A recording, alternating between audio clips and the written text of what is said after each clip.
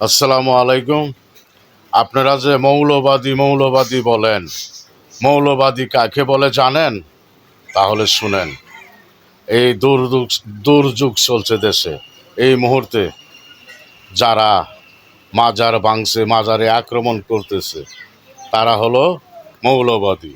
তা না হলে এত কষ্ট করে ছাত্র সমাজ দেশটাকে স্বৈরচারী মুক্ত করলো।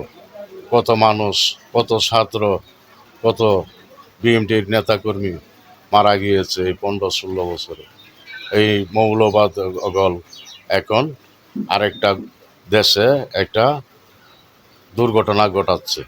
তারা মাজার ভাঙছে, এই করছে সেই করছে, মাজার ভাঙতে যাইতাছে। আরে বেড়া, তোরা মাজার ভাঙ্গস করে? মাজার কি তোর আর আমার মাজার হইব? মাজার হইছে আল্লাহর অলিদের। এই দেশ, এই দেশে ইসলাম প্রচার করেছে বাবা শাহজালাল, শাহপরাণ, 360 জন আউলিয়া, আল্লাহর অলিরা ইসলাম প্রচার করেছে। ইসলাম কি পেয়েছ যে? আর আমরা যে ইসলাম পেয়েছি বাংলাদেশ, কার ওসিলা পেয়েছি? আল্লাহর অলিদের ওসিলায়। তাদের মাজারি ভাঙতে যাই, তাদের নামে আমরা যা খুশি তা বলি। এসব না করে মানুষ হয়ে যাও। মানুষ হয়ে দেশ কেমন করে যে ভালো করে চলবে সেই চেষ্টা করো।